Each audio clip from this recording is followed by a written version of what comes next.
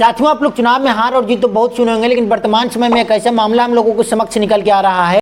इस बीच बीजेपी ने कांग्रेस उम्मीदवार मीनाक्षी के नामांकन में गड़बड़ी की शिकायत भी की। उन पर तेलंगाना में दर्ज क्रिमिनल केस की जानकारी छिपाने का आरोप लगाया, क्योंकि दिल के झकझोर के रख देता है। इस देश की दूसरी सबसे बड़ी political party Indian national Congress ने यह आरोप लगाया है कि उनकी एक राज्यसभा की सीट उनसे छीन लिया गया है। जी हाँ, मैं बात कर रहा हूँ मीनाक्षी नटराजन के। मध्य प्रदेश में इंडियन नेशनल कांग्रेस के राज्यसभा के एकमात्र उम्मीदवार मीनाक्षी नटराजन अपना नामांकन दाखिल करते हैं, लेकिन चुनाव अधिकारियों ने उनके नामांकन को रद्द कर देते हैं। रद्द करने का कारण ये बताते हैं कि मीनाक्षी नटराजन अपने शपथ पत्र में जानकारी के विवरण नहीं किए हैं। लेकिन दूसरी तरफ कांग्रेस पार्टी को यह कहना है कि चुनाव अधिकारी ने जिस मसला को लेकर के, जिस मामले को लेकर के नामांकन को रद्द किया है, वो कोई आपराधिक मामला नहीं है। इस बीच बीजेपी ने कांग्रेस उम्मीदवार मीनाक्षी के नामांकन में गड़बड़ी की शिकायत भी की। उन पर तेलंगाना में दर्ज क्रिमिनल केस की जानकारी छिपाने का आरोप लगाया, लेकिन दूसरी तरफ कांग्रेस पार्टी को यह कहना है कि चुनाव अधिकारी ने जिस मसला को लेकर के, जिस मामले को लेकर के नामांकन को रद्द किया है, वो कोई आपराधिक मामला नहीं है। हम सब जानते हैं कि चुनाव आयोग का रुख क्या है। माननीय उच्चतम न्यायालय पर मैं कोई टिप्पणी नहीं करना चाहता। अब ये मामला सीधे सुप्रीम कोर्ट पहुंचता है और पूरी देश की नज़र सुप्रीम कोर्ट पे बनी रहती है।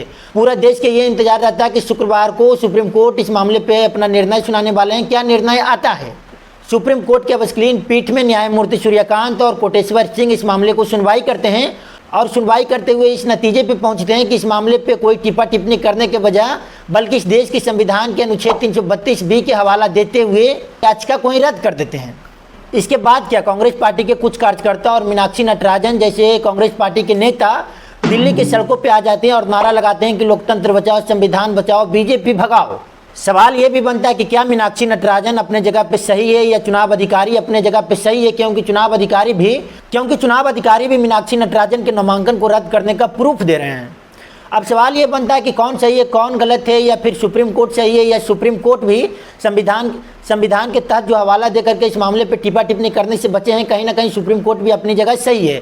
सुप्रीम कोर्ट के साफ तौर पे कहना है कि अगर मैं इस मामले को सुनवाई के संशोधन की जरूरत है। लेकिन इस मामले को लेकर के एक और जो सबसे बड़ी सवाल बनता है, वो सवाल यह है कि क्या बीजेपी के ये कोई साजिश है, जिस साजिश के माध्यम से पूरे देश भर में इंडियन नेशनल कांग्रेस को खत्म करना चाहते हैं। जरा सोच के देखिए, मध्य प्रदेश में एकमात्र उम्मीदवार राज्यसभा के लिए अपना नामांकन को दाखिल करते हैं, उस उम्मीदवार के नामांकन को रद्द कर दिया जाता है। तो कहीं ना कहीं बीजेपी की साजिश दिखता है, या फिर मीनाक्षी नटराजन के गलती है, या फिर कांग्रेस पार्टी के नेता इस मामले को लेकर के कोई एक्शन नहीं दिखा रहे हैं। आपका इस मामले में क्या राय है? अपना राय को कमेंट बॉक्स में जरूर दें और वीडियो अंत तक देखने के लिए मैं आपको धन्यवाद देता हूँ। वीडियो को शेयर कीजिए और चैनल को सब्सक्राइब कीजिए। धन्यवाद।